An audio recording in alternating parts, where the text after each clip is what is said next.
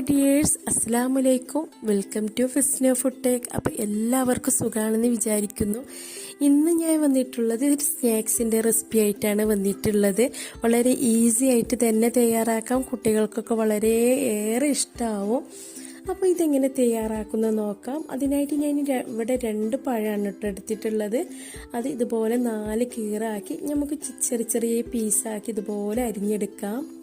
അതിനുശേഷം ഞാൻ ഫ്ലെയിമൊക്കെ ഓണാക്കി ഇതുപോലത്തെ ഒരു ഇരുമ്പ് ചട്ടിയാണ് വെച്ചിട്ടുള്ളത്. അത് നല്ലതുപോലെ ചൂടായി വന്നതിന് ശേഷം നമുക്ക് ഇനി നെയ്യൊക്കെ ഒഴിച്ചു കൊടുക്കാം. അപ്പോൾ നെയ്യ് നല്ലതുപോലെ ചൂടായി വന്നിട്ടുണ്ട്. ഇനി നമുക്കിതിലേക്ക് അണ്ടിയും മുന്തിരിയൊക്കെ ഫ്രൈ ചെയ്തെടുക്കുക. അപ്പോൾ എൻ്റെ കയ്യിൽ മുന്തിരി മാത്രമേ ഉള്ളത്. അപ്പോൾ അതൊന്ന് നല്ലതുപോലെ ഒന്ന് ചൂടാക്കി എടുക്കണം. ഇനി നമുക്ക് ഇതൊന്ന് കോരി മാറ്റാം. അങ്ങനെ മുന്തിരി ഫ്രൈ ചെയ്തതിന് ശേഷം ഇനി നമുക്ക് ഇതിലേക്ക് ചെറിയ പീസാക്കിയിട്ടുള്ള പഴം ഉണ്ടല്ലോ, അത് ഇതിലേക്ക് ഇട്ട് കൊടുക്കുക. അതിനുശേഷം നമുക്ക് മധുരത്തിന് ആവശ്യമായിട്ടുള്ള പഞ്ചസാരയും ആഡ് ചെയ്യാം. എന്നിട്ടിത് നല്ലതുപോലെ ഒന്ന് മിക്സാക്കി കൊടുക്കുക. മിക്സാക്കി കൊടുത്തതിന് ശേഷം നമ്മൾ കുട്ടികൾക്കൊക്കെ പഴം വാട്ടുന്ന പോലെ വാട്ടും. അപ്പോൾ ഇതാ പഴമൊക്കെ നല്ലതുപോലെ കുഴഞ്ഞു വന്നിട്ടുണ്ട്.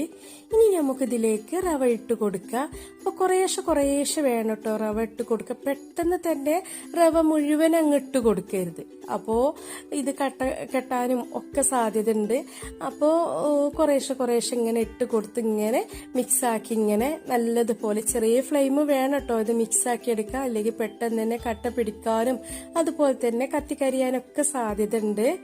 അപ്പോൾ കുറേശ്ശെ മുഴുവൻ ഇങ്ങനെ ഇട്ട് കൊടുക്കുക. ഇട്ട് കൊടുത്ത് ഈ റവയും പഴമൊക്കെ നല്ലതുപോലെ മിക്സാക്കി ഇതിൽ കിടന്ന് തന്നെ നല്ലതുപോലെ വെന്ത് കിട്ടണ വരെ നമുക്ക് വെയിറ്റ് ചെയ്യാം.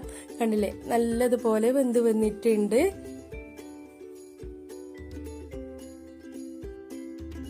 അപ്പോൾ ഞാൻ ചൂടാറിയതിന് ശേഷം ഒരു പ്ലേറ്റിലോട്ട് മാറ്റി എടുത്തിട്ടുണ്ട് കേട്ടോ.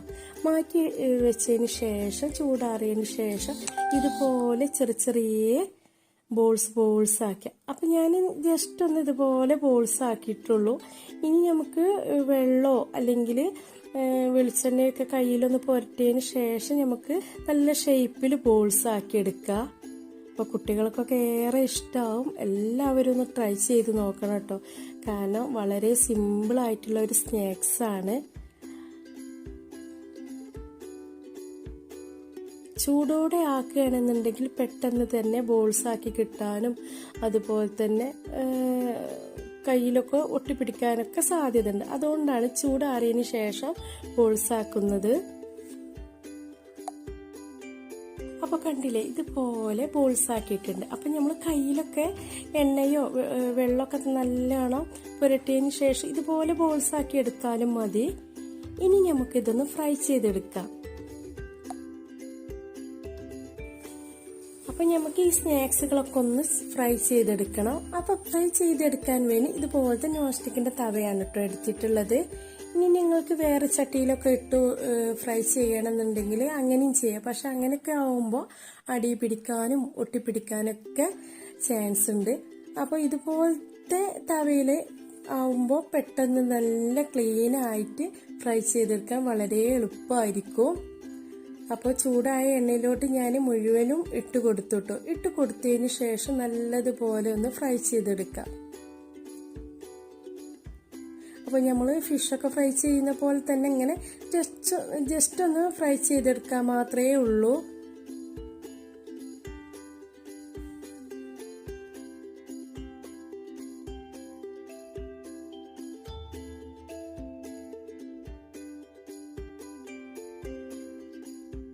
അപ്പോൾ ഇതാ സ്നാക്സ് ഒക്കെ ഇവിടെ നല്ലതുപോലെ ഫ്രൈ ചെയ്ത് വന്നിട്ടുണ്ട്.